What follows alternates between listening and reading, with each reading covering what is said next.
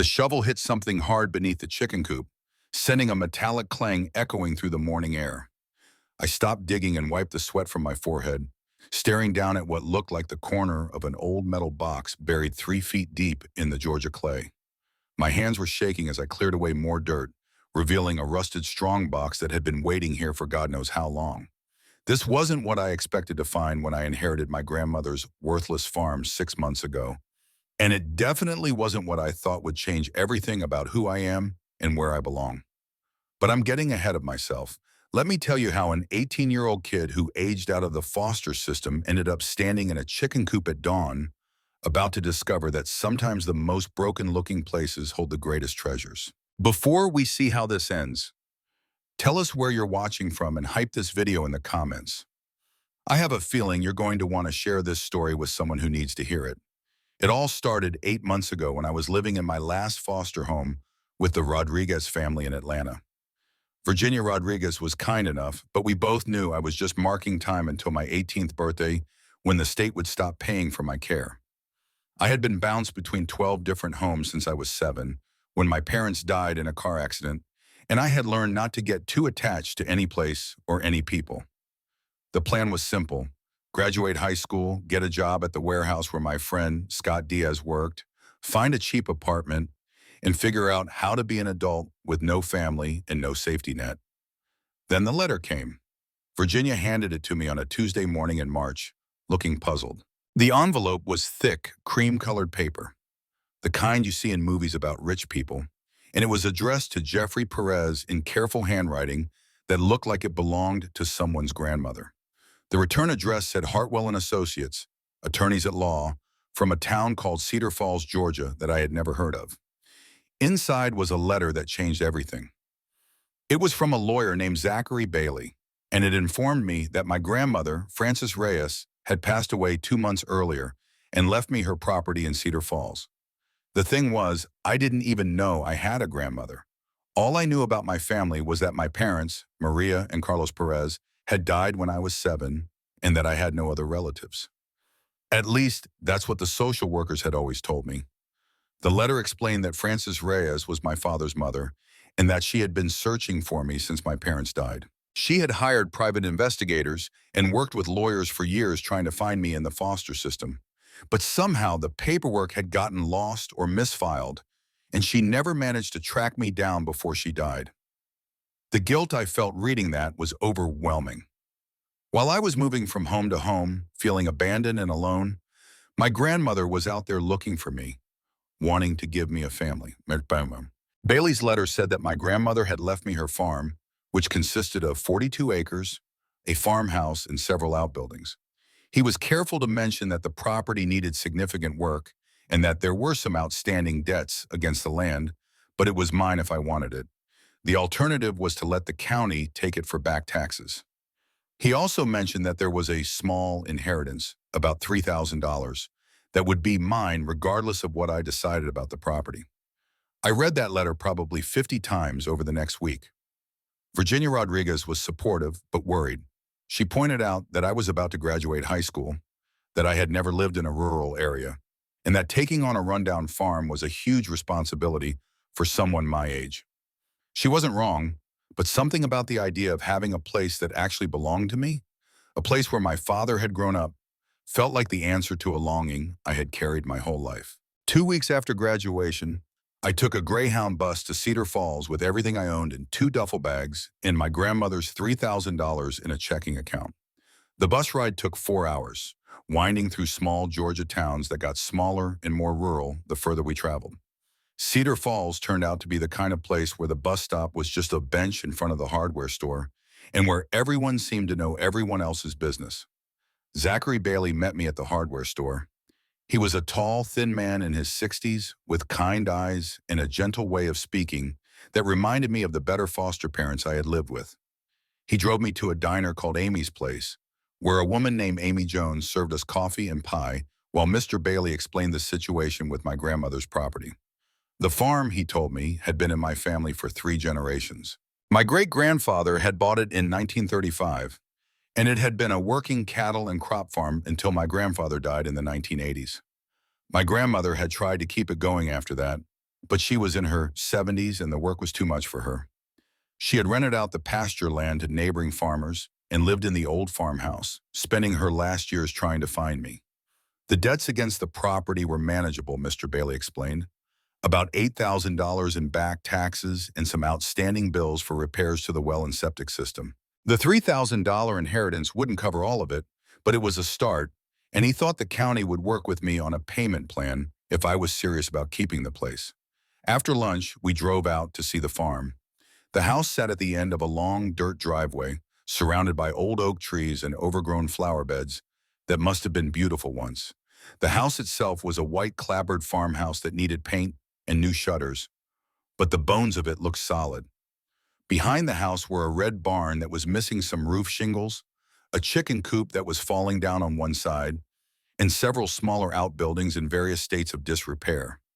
Standing there in the front yard, looking at the house where my father had grown up, I felt something I had never experienced before. It wasn't just that this place belonged to me legally. It was that I belonged to it. This was my history, my roots, the answer to all those nights I had lain awake, wondering where I came from and whether anyone in the world would miss me if I disappeared. Mr. Bailey left me alone to walk around the property while he made some phone calls. The inside of the house was like stepping back in time. My grandmother had kept everything exactly as it must have been when my father was young. There were family photos on the mantelpiece showing a young man who looked exactly like me, standing next to a woman who had to be my grandmother. There were school awards and certificates with my father's name on them hanging on the walls. In what must have been his bedroom, there were still posters of baseball players from the 1980s and a bookshelf full of young adult novels. But it was the kitchen table that really got to me. There was a photo album sitting open, and every page was filled with pictures of me. Not recent pictures, obviously, but school photos and newspaper clippings that someone had collected over the years.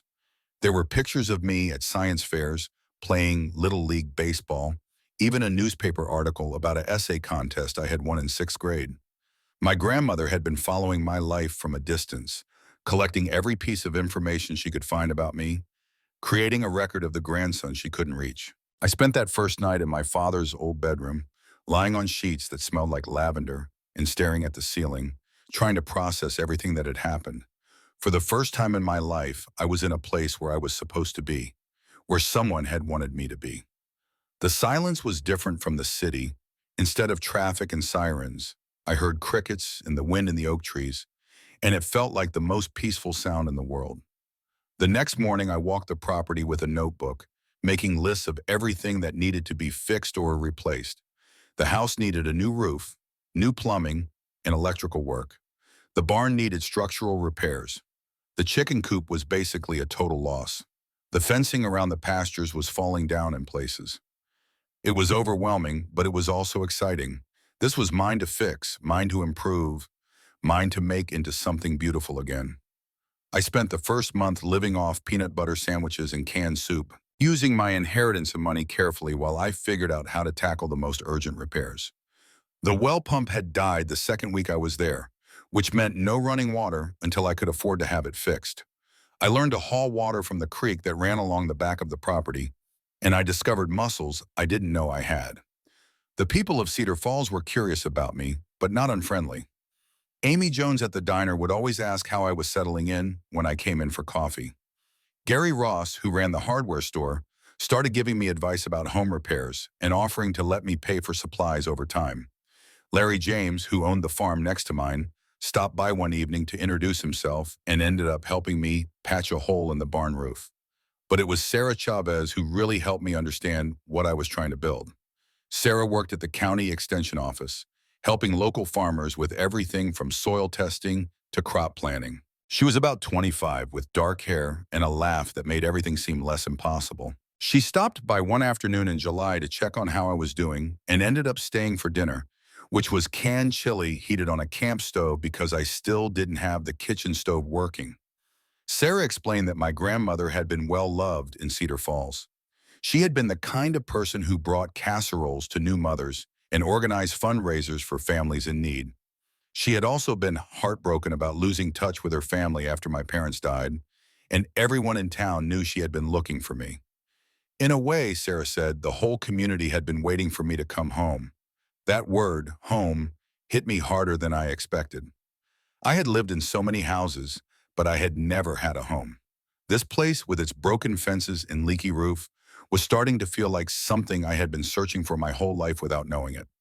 The real work began in August. Sarah helped me apply for a small business loan to cover the most urgent repairs, and I spent every daylight hour learning how to be a farmer and a homeowner. I watched YouTube videos about plumbing and electrical work. I read books about sustainable farming and soil management. I made mistakes, lots of them, but I also started to see progress. The first major victory was getting the chicken coop rebuilt. It had been my grandmother's pride and joy, according to Larry James, and she had kept about 20 chickens that provided eggs for half the town. The old coop was beyond saving, but I found the original blueprints in a box in the barn, and I spent 3 weeks building a new one in the same spot where the old one had stood. That's when I found the strong box. I was digging out the foundation for the new coop, trying to level the ground properly, when my shovel hit something metallic about 3 feet down. At first, I thought it was an old pipe or maybe some farm equipment that had been buried and forgotten. But as I cleared away more dirt, I realized it was a metal box about the size of a briefcase, wrapped in what looked like oilcloth to protect it from moisture. The box was locked, but the metal was old and rusted, and I was able to pry it open with a crowbar. Inside, wrapped in more oilcloth, were things that made me sit down hard in the dirt and just stare. There were bundles of letters tied with ribbon, dozens of them, all addressed to me at various foster homes over the years. Letters my grandmother had written but never been able to send because she couldn't find me. There were birthday cards for every birthday I had missed, Christmas presents that had never been opened, school photos that she must have gotten from private investigators showing me growing up in homes she couldn't reach. But underneath the letters, there was something else. There were bundles of cash, old bills that had been carefully preserved, and a handwritten note that explained everything. My grandmother had been saving money for me since the day my parents died. Every month she had put aside whatever she could, sometimes just $20 or $30, sometimes more when the farm was doing well. Over 11 years, it had added up to almost $40,000.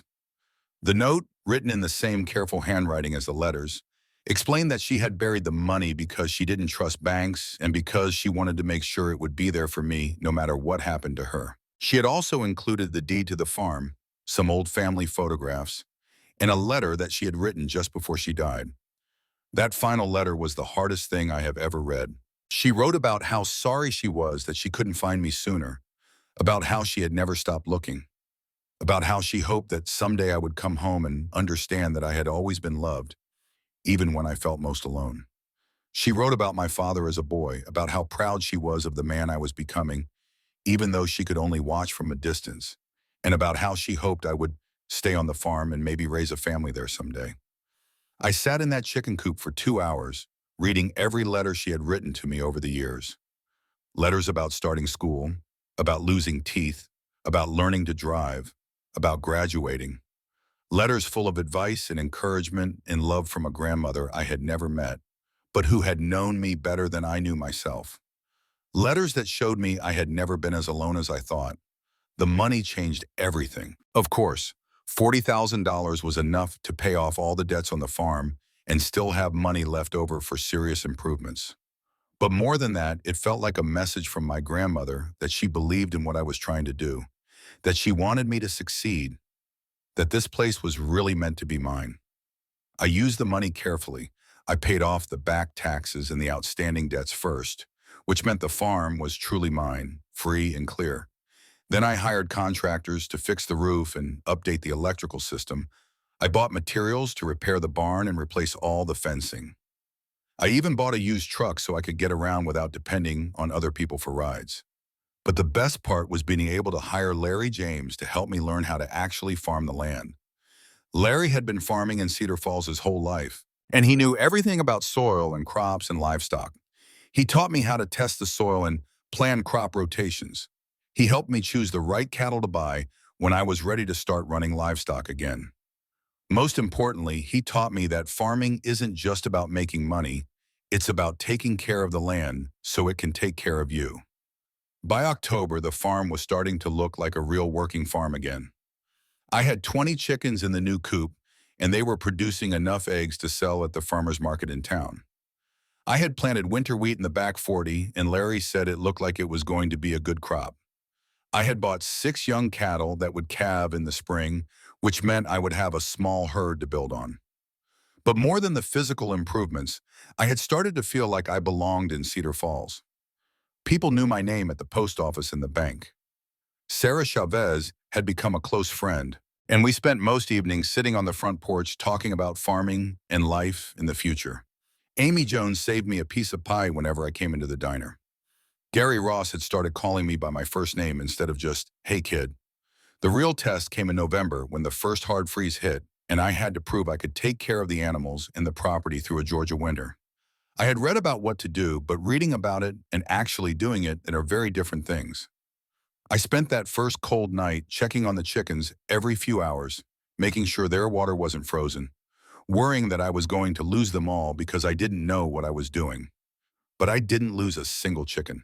The cattle were fine too, huddled together in the shelter I had built in the barn. And when I woke up the next morning to see the farm covered in frost, with the sun coming up over the pasture where my great-grandfather had raised cattle 80 years ago, I knew I had found something worth fighting for. Winter gave me time to plan for spring and to really go through all the things I had found in my grandmother's house.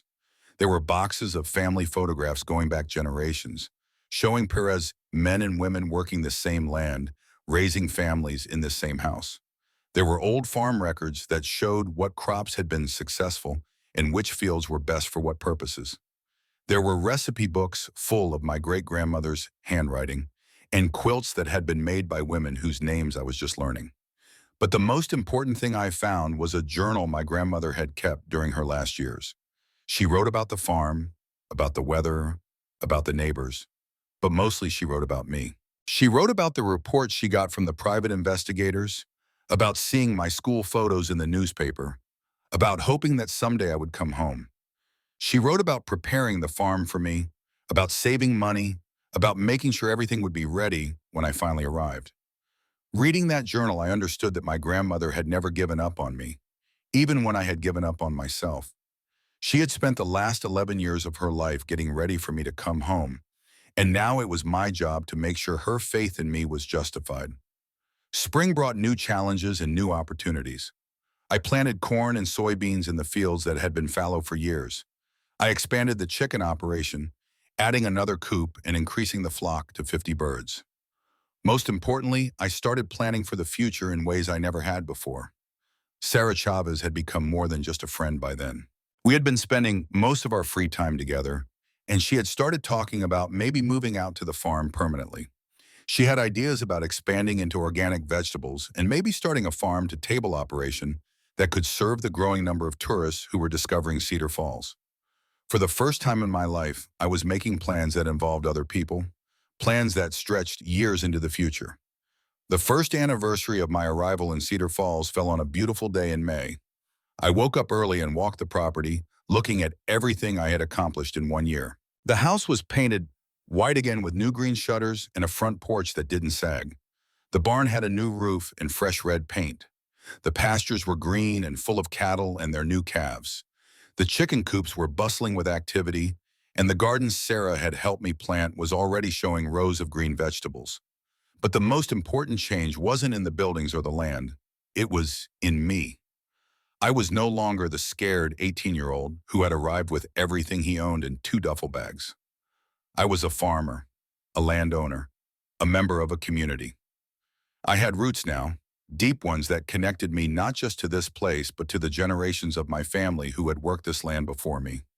That evening, Sarah and I sat on the front porch watching the sun set over the pasture. She was leaning against my shoulder, and we were talking about our plans for expanding the farm, about maybe getting married in a year or two, about the children we might raise in the same house where my father had grown up. For the first time in my life, the future felt like something to look forward to instead of something to survive. As I'm telling you this story now, it's been 3 years since I found that strongbox under the chicken coop. 3 years since I discovered that my grandmother had been saving money and saving love for a grandson she had never met. The farm is thriving now. We sell eggs and vegetables at 3 different farmers' markets. We have a small herd of cattle that provides beef for local restaurants. Sarah and I got married last spring in a ceremony in the front yard, under the same oak trees where my father played as a child. But the most important thing I learned isn't about farming or business or even about love, though those are all important. The most important thing I learned is about belonging. For most of my life, I thought belonging was something that happened to other people. People who were born into families and communities and had their place in the world handed to them. I thought I would always be on the outside looking in, always wondering where I fit. What I discovered is that belonging isn't something you were born with. It's something you build day by day, choice by choice. It's showing up when people need you. It's taking care of the land and the animals and the community that takes care of you. It's honoring the people who came before you and preparing the way for the people who will come after you. My grandmother knew that when she buried that money under the chicken coop. She knew that I would need more than just cash to make it in Cedar Falls. I would need to feel connected to something bigger than myself, something that had been here before me and would be here after me. She knew that the real inheritance wasn't the money or even the farm. It was the chance to belong somewhere, to be part of a story that started long before I was born and will continue long after I'm gone. Every morning when I walk out to feed the chickens, I think about that strong box and everything it represented.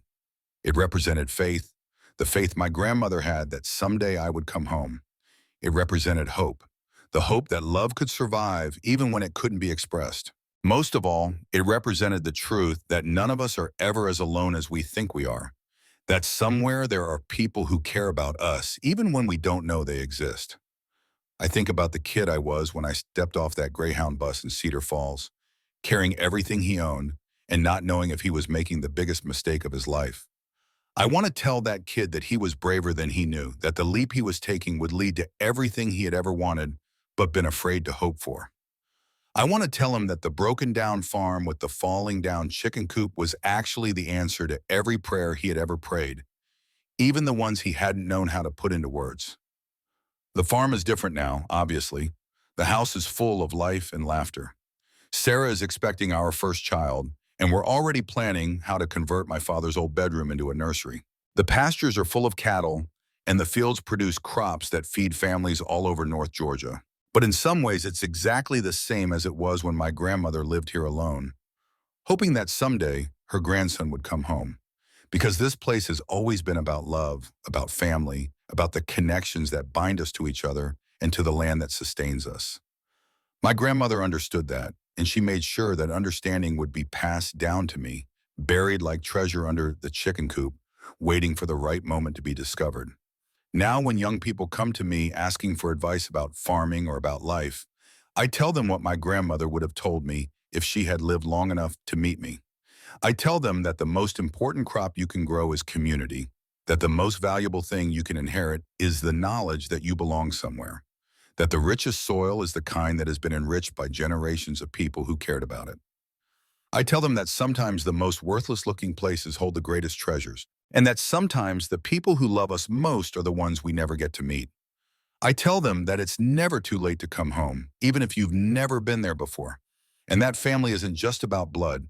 It's about choosing to show up for each other day after day, year after year. But mostly I tell them to pay attention to the strong boxes in their own lives, the buried treasures that are waiting to be discovered. Maybe it's a letter from someone who loved them. Maybe it's a skill they didn't know they had. Maybe it's a community that's been waiting for them to arrive. Maybe it's just the courage to take a chance on something that looks impossible but feels right. 3 years ago, I thought I was the unluckiest person in the world. I was aging out of foster care with no family, no money, and no prospects.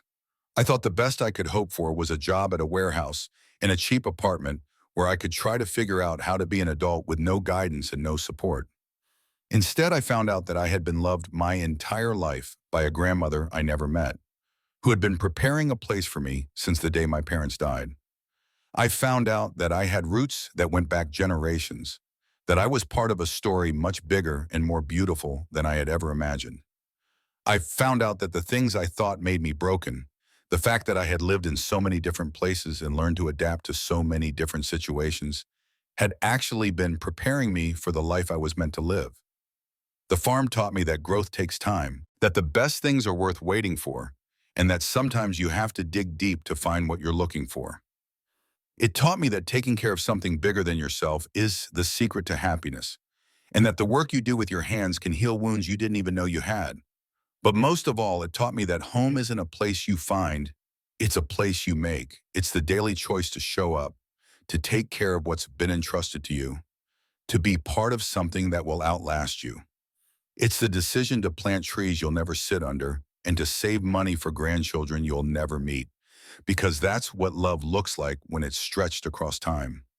So when I look back on that 18-year-old kid who was so scared and so alone, I want to tell him that everything he was looking for was already looking for him. I want to tell him that the worthless farm with the falling down chicken coop was actually a treasure map, and that the X that marked the spot was buried 3 feet deep under a building that looked like it was ready to collapse. I want to tell him that the best things in life often come disguised as problems, that the greatest gifts are often wrapped in the plainest paper, and that sometimes you have to lose everything you thought you wanted to find everything you actually needed. Most of all, I want to tell him that he was never as alone as he thought he was, that love was working on his behalf even when he couldn't see it, and that the story he thought was ending was actually just beginning. Now, as I finish telling you this story, I'm sitting on the same front porch where I sat 3 years ago, trying to decide whether to keep a farm I thought was worthless. Sarah is inside, putting our 6-month-old daughter down for her afternoon nap. The chickens are pecking around in the yard, and the cattle are grazing in the pasture where 4 generations of my family have raised livestock. The corn is knee-high in the back 40, and the tomatoes in Sarah's garden are just starting to turn red. It's the kind of ordinary, beautiful day that I never thought I would have. The kind of day that makes you grateful for every choice that led you to this moment, even the choices that seemed wrong at the time, especially those choices. I think about my grandmother often, about how she spent the last years of her life preparing for a grandson she might never meet. I think about the faith it took to save that money, month after month, year after year, never knowing if I would ever find it. I think about the love it took to write all those letters she could never send, to keep track of a life she could only observe from a distance. But mostly, I think about the lesson she left me, buried under that chicken coop like a time capsule waiting to be opened. The lesson that love is patient, that hope is stronger than disappointment, and that sometimes the most important work we do is the work no one else will ever see. She taught me that family isn't just about the people you grow up with. It's about the people who refuse to give up on you, even when you've given up on yourself. She taught me that home isn't just a place, it's a feeling of being exactly where you're supposed to be, doing exactly what you're supposed to be doing. And she taught me that the most valuable things in life can't be bought or sold or stolen. They have to be discovered, often in the most unlikely places, by people who are brave enough to dig deep and patient enough to keep looking even when they don't know what they're looking for. I named our daughter Frances, after the grandmother she'll never meet, but whose love made her existence possible.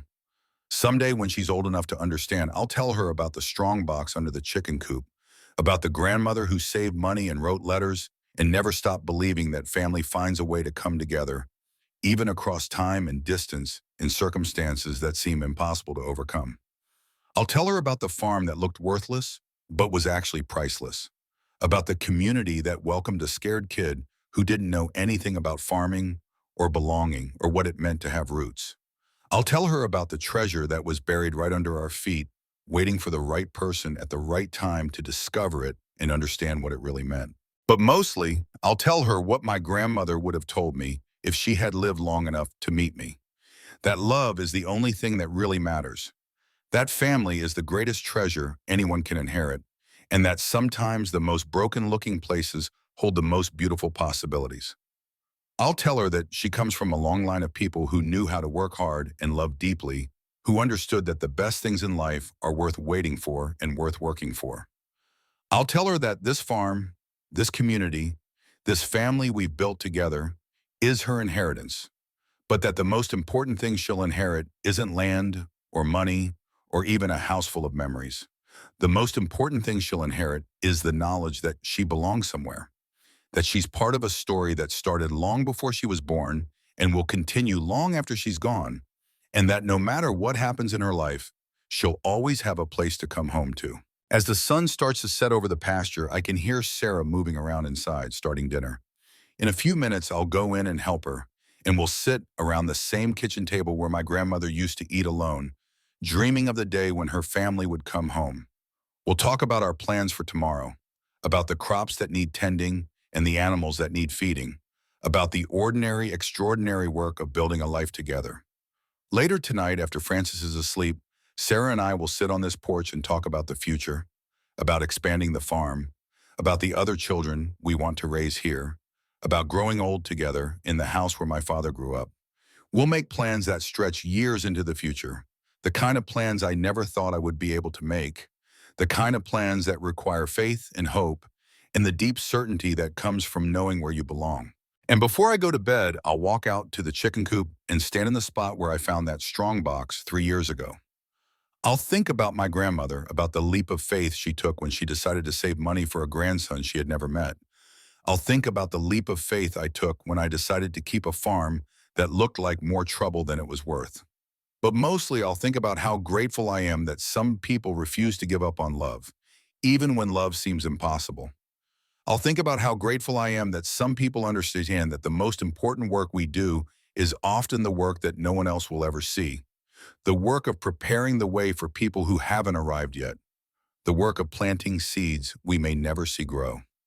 I want to end this story by talking directly to you, wherever you are, whatever your situation might be. Maybe you're in foster care wondering if anyone in the world cares whether you exist.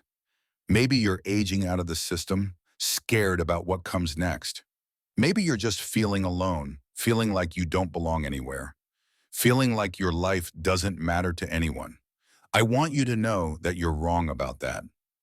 I want you to know that somewhere, someone is thinking about you, caring about you, maybe even preparing something for you that you don't know about yet. I want you to know that the story you think is ending might actually just be beginning, and that the places that look most worthless might actually be hiding the greatest treasures. I want you to know that belonging isn't something you're born with. It's something you build day by day, choice by choice. It's showing up for people, taking care of things that matter, being part of something bigger than yourself. It's the daily decision to plant trees you might never sit under, to save money for people you might never meet, to write letters that might never be sent, but that say everything you need to say about love. Most of all, I want you to know that you're not as alone as you think you are, that love is working on your behalf in ways you can't see, that people are preparing places for you that you don't know about yet, and that sometimes the most broken-looking situations are actually the beginning of the most beautiful stories. So keep digging, keep looking, keep believing that somewhere buried under the chicken coops of your life, there are strong boxes waiting to be discovered, filled with everything you need to build the life you've always dreamed of but been afraid to hope for. Tell me in the comments where you're watching from, and share this video with someone who needs to hear that they're not alone, that they belong somewhere, that their story is just beginning. Subscribe if you want to hear more stories about people who found treasure in the most unlikely places, who discovered that love really does find a way, and who learned that sometimes the most worthless looking things are actually priceless. And remember, the next time you're faced with something that looks impossible, something that seems like more trouble than it's worth, something that everyone else thinks you should walk away from, remember the kid who inherited a worthless farm and found a fortune buried under the chicken coop. Remember that the best things in life often come disguised as problems, and that sometimes you have to dig deep to find what you're looking for. But when you find it, when you finally uncover that strong box that's been waiting for you all along, you'll understand what my grandmother understood when she buried that money and wrote those letters and never stopped believing that love finds a way. You'll understand that you were never as alone as you thought you were, that you were always part of a story much bigger and more beautiful than you imagined. And that home isn't a place you find, it's a place you make, one choice at a time, one day at a time, one act of love at a time. That's the real treasure buried under the chicken coop. Not the money, not the farm, not even the family history. The real treasure is the understanding that you belong somewhere, that you matter to someone, and that your story is worth telling. And that, more than any amount of money, more than any piece of property, more than anything else in this world, is what makes a life truly rich.